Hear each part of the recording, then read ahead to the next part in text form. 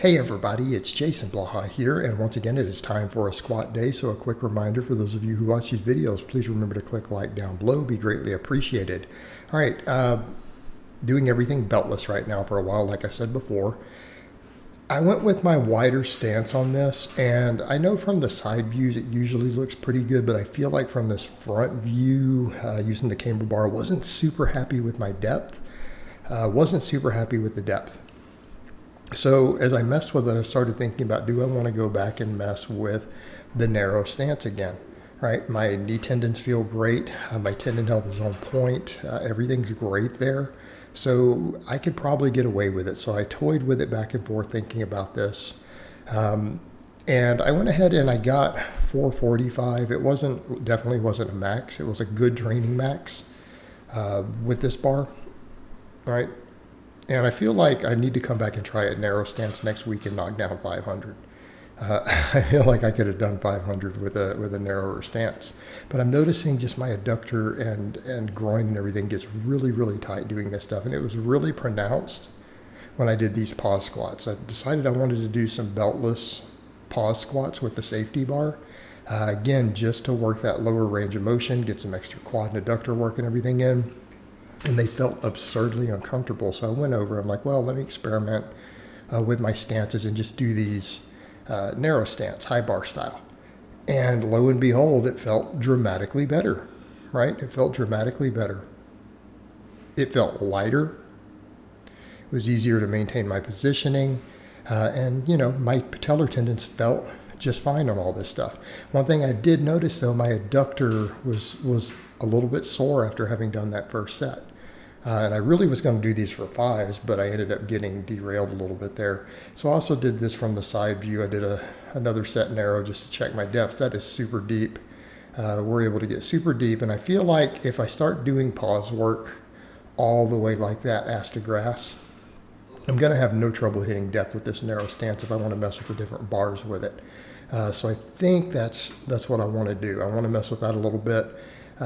Again, beltless. You guys have seen me do an Olympic style squat with 500 beltless back when I was in the UK. Actually, I did 508, just fine with it. So looking at that, I think I want to mess with some of that again, especially if I'm going to do the beltless training, because I feel like for me, I don't get anything out of the belt when I do high bar style squatting, which is again the narrow stance. I don't really feel the belt gives me a single pound. It's just my opinion. The knee sleeves probably would, but I digress. So I decided the same thing with the belt squat. Like, let me just pull a little weight off, drop it down to 3 of the 55s on there. And that felt too light, so I went up and then it felt too heavy for 5s. So I sit there and thought about it. I'm like, I'm really almost pulling up too much on the handle when I went ahead and put a 4th plate on here. All right, I'm pulling up too much for the 5s. Not getting quite the depth I was getting. So I feel like probably going too heavy trying to do these for 5s. At least with this stance. It worked okay with the wide stance. So just going off feel, I think I probably need to do a little more reps on it. And, the higher reps will probably work a little better for the quads, especially if I do heavy pause squats first. Or again, heavy deadlifts first, like I'm going to do on the deadlift days. And so that's what I did on the final set. I went ahead and just took it up to 10, pulled the plate back off, did that same weight I did 5 with, and did 10. That gave me a nice good pump in my quads. And I also noticed my adductor started hurting. When I was doing the glute ham raises, at that second set, that same adductor that felt really tight started feeling a little bit inflamed on the glute ham raises. So I stopped those at 2 sets today. I'm like, you know what? I'm not going to push that really wide stance with those pauses. Maybe strained it slightly. I don't think it's injured in any way. It's just inflamed. And, again, this is a warning sign from the body. Back off on that for the day.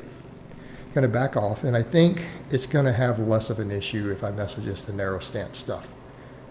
It's going to have a lot less of an issue.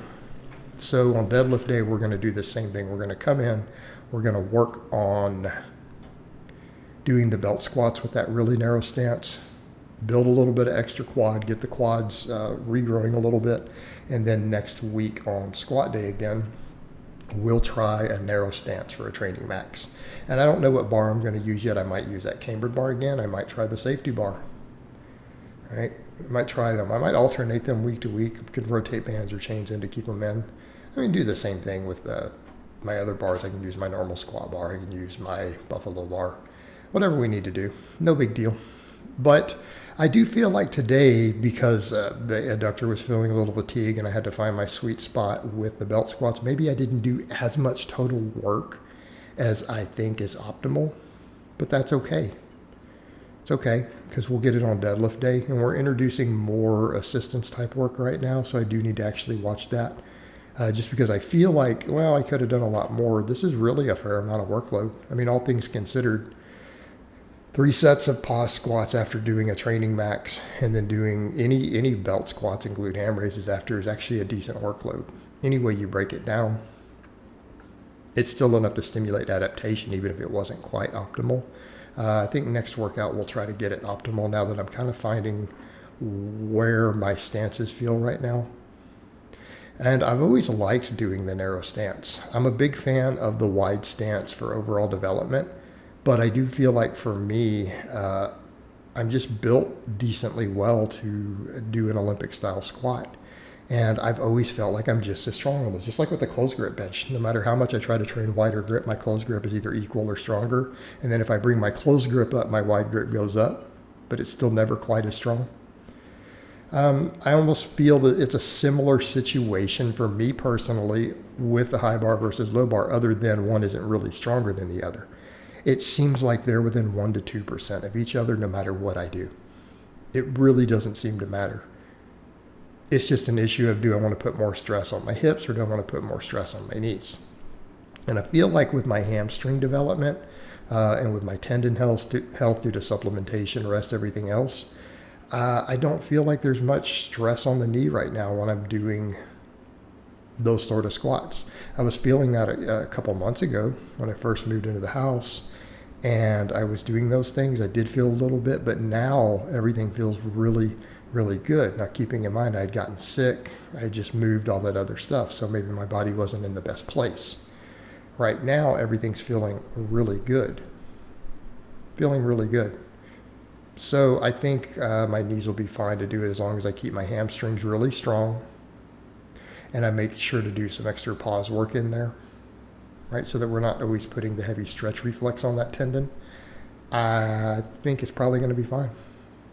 Just my assessment. Same way I would look at any of my clients, the stuff that I would assess for them. So I think I want to do that for a little while, right? And if I'm unhappy with it, I can always rotate stances back out. But you guys know me, I'm always big on changing stances, changing grips. And it's because really we should be strong at everything. We should be strong at everything. We figure out what we're best at for meets and do that for meets, but we should be all around strong. All right, guys, but that's really all I have to say on that today. I hope it's been informative, and I'll talk to you guys next time.